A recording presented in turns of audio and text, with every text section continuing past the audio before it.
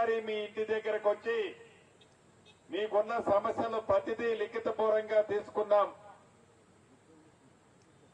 తీసుకోవటమే కాదు, వాటికి ఒక్కొక్కటి రాష్ట్రంలో ఉన్న ఆర్థిక పరిస్థితుల్ని కూడగట్టుకొని ప్రతి సమస్యని పరిష్కరించే దిశగా గౌరవ ముఖ్యమంత్రి రేవంత్ రెడ్డి గారి నాయకత్వంలోని మన ప్రభుత్వం ఈనాడు పేదవాడికి అండదండలుగా, భరోసాగా, భద్రతగా ఉండటమే కాకుండా చెప్పిన ప్రతి మాటని ఒక్కొక్కటి చేసుకుంటూ వస్తూ ఇంకా ఒకటి ఆరా ఉన్నా దాన్ని కూడా చేసే దిశగా ఈ ప్రభుత్వం ఈనాడు పనిచేస్తుంది.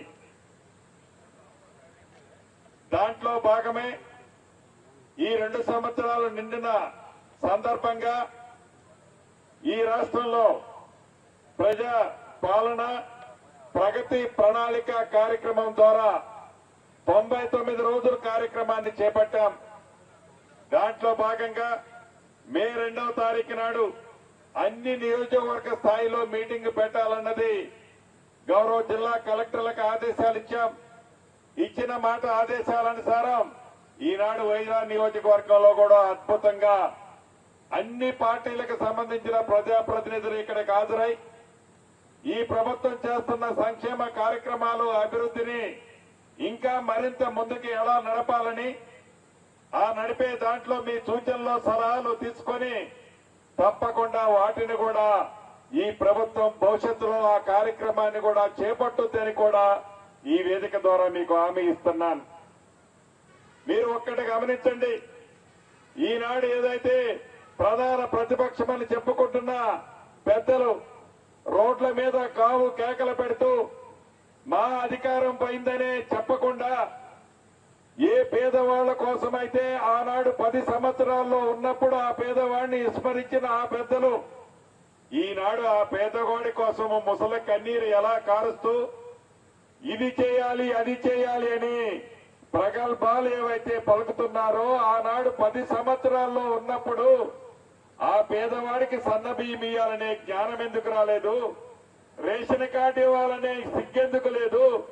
పేదవాడి ఆత్మ గౌరవానికి చిహ్నంగా ఉండే ఒక ఇల్లు, డబుల్ బెడ్రూమ్ ఇస్తామని కూడా ప్రతిసార్లు మోసం చేస్తావే కదా ఈ ప్రభుత్వం. ధనిక తెలంగాణ రాష్ట్రాన్ని అప్పుల తెలంగాణ రాష్ట్రంగా చేసిన పేదవాడికి అండదండలుగా ఉంటూ ఇన్ని కార్యక్రమాలను మంచి చేసిందంటే దాన్ని చేస్తూనే చెప్పిన ప్రతి మాటని ఈనాడు ఈ ప్రభుత్వం పేదవాడికి అందిస్తుంటే అది జీర్ణించుకోలేక, దాన్ని ఒక్కబట్టుకోలేక వంటి నిండా ఇషాన్ని నింపుకొని ఈ ప్రభుత్వం మీద, గౌరవ ముఖ్యమంత్రి గారి మీద అవాక్కులు చవాక్కులు పేలుతూ మళ్లీ వచ్చేది మా ప్రభుత్వం అని నిస్సిగ్గుగా మాట్లాడటానికి సిగ్గెక్కడ లేదు అని అడుగుతున్నాను. అంతేకాదు, ధనిక తెలంగాణ రాష్ట్రంలో ఉన్న ఈ ప్రభుత్వం ఆనాటిని ఈ ప్రభుత్వంలో పేదవాడికి 200 యూనిట్లు ఉచిత కరెంట్ ఇవ్వాలనే ఆలోచన ఈనాడు నీకు రాలే. పేదవాడి పిల్లలు హాస్టల్లో చదువుకునే పిల్లల పువ్వ కూడా సరిగ్గా పెట్టలేకుండా 200 యూనిట్లు ఉచిత కరెంటే కాదు, 500 రూపాయలకి గ్యాస్ మొత్తే కాదు, పేదవాడికి పేదవాడి ఆడబిడ్డకి కాస్మెటిక్ ఛార్జీల కింద 200%, డైట్ ఛార్జీల కింద 40%. ఈ ప్రభుత్వం పిల్లలలాగే పేదవాడి పిల్లలు కూడా చదువుకోవాలని ఈ కార్యక్రమాలన్నీ ఈ ప్రభుత్వంలో పేదవాళ్ల పిల్లలకి చేస్తుంది కూడా నీకు కనపడటం లేదా? ఇలా అనేక సంక్షేమ కార్యక్రమాలు చేస్తూ కాళేశ్వరం కట్టాలనే ఆలోచన వచ్చింది. నిజంగా కాళేశ్వరం కట్టాలనే ఆలోచన మంచిదా చెడ్డదా అన్నదానికంటే కూడా దానికి సమాంతరంగా పేదవాడికి మంచి చేయాలనే కోరికలన్నీ, పేదవాడి కోరికలు కూడా తీర్చాలనే ఆలోచనలన్నీ నువ్వు విస్మరించి పేదోడికి ఇల్లు కడితే, పేదోడికి సంక్షేమ కార్యక్రమాలు ఇస్తే దాంట్లో నాకేం కమిషన్ వస్తుందని కాళేశ్వరం కడితే 1,00,000 కోట్లు వస్తాయని కాళేశ్వరం కట్టావే తప్ప పేదవాడి సంక్షేమం కోసం నువ్వు అధికారంలో ఉన్న 10 సంవత్సరాలు ఏమీ చేయలే. చివరగా మీకు చెప్పేది ఒకటే, గౌరవ స్థానిక శాసనసభ్యులు కానీ ఈ రాష్ట్రంలోని ముఖ్యమంత్రి గారు కానీ మంత్రులమైన మేము కానీ నిరంతరము పేదవాడి దగ్గరికే ఈ ప్రభుత్వం వస్తుంది, భవిష్యత్తులో కూడా వస్తుంది. ఇచ్చిన ప్రతి మాటని నెరవేరుస్తాం. ఇప్పుడే గౌరవ కలెక్టర్ గారికి ఆదేశాలు ఇచ్చాం. ఏవైతే ఈ ఉమ్మడి జిల్లాలో ఈ ఖమ్మం జిల్లాలో ధాన్యం కానీ మొక్కలు కానీ ఆ భగవంతుడి దయతో రైతన్నలకి అత్యధికంగా ఎప్పుడూ పండినంత పంట పండింది. చాలా సంతోషంగా ఉంది. ఆ పండిన పంటని ఇప్పటికే కొంత కొనుగోలు చేసి అధికారులు గోడాములకు తరలించారు.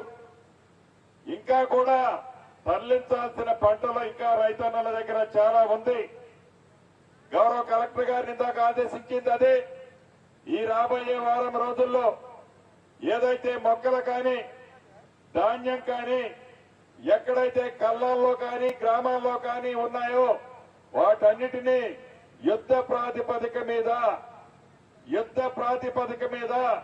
ప్రభుత్వం తప్పకుండా కొనటమే కాకుండా ఖాతాలు వేయటమే కాకుండా ఆ రైతన్నల ఖాతాలో కూడా డబ్బులు వేసి తీరుద్దని కూడా ఈ వేదిక మీద నుంచి మీకు తెలియజేస్తున్నాను. నిన్న మొన్న పేపర్లో ఆ గుమ్మస్తా తెలంగాణ పేపర్లో చూశాం. పేపర్ మొత్తం ఒక దగ్గర దోచెట్లో ధాన్యం తీసుకొని చూపిస్తున్నట్టు, మరొక దగ్గర మొక్కలను చూపిస్తున్నట్టు, బస్తాల మీద కూర్చొని మాట్లాడుతున్నట్లు డ్రామాలు చెప్తున్నారు. ఈ పెద్ద మనుషులు కాదా ఆనాడు ఒరేస్తే ఉరేనని చెప్పింది? ఈ పెద్ద మనుషులు కాదా వీరు? ఈ రైతన్నల పక్షాన వీరేదో పుసల కన్నీరు ఈనాడు కారుస్తుంటే దాన్ని చూసి ప్రజలు నమ్ముతారని ఇంకా భ్రమల్లో బతుకుతున్నారు. అంటే ఉండండి, అంటే ఆశపడండి. ఈ ప్రజలకు తెలుసు, ఉన్నట్లు స్పష్టంగా చెబుతున్నాం. డబ్బులు లేకపోయినా తల తాకట్టు పెట్టైనా రైతును రాజును చేస్తామని చెప్పాం. ప్రభుత్వం వచ్చిన మొదటి 9 నెలల్లోనే 21,000 కోట్ల రూపాయలు 25 లక్షల మంది రైతన్నలకి 2 లక్షల చొప్పున రుణమాఫీ చేశాం.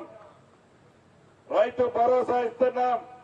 ఒరేస్తే ఉరే నువ్వంటే సన్నట్లు పండించిన రైతన్నకు మద్దతు ధరతో పాటు అదనంగా క్వింటాలకు 500 రూపాయలు ఇస్తున్నాం. ఈ ముఖానికి ఏనాడు చేయలే, ఈ ప్రభుత్వంలో చేసి చూపిస్తున్నాం.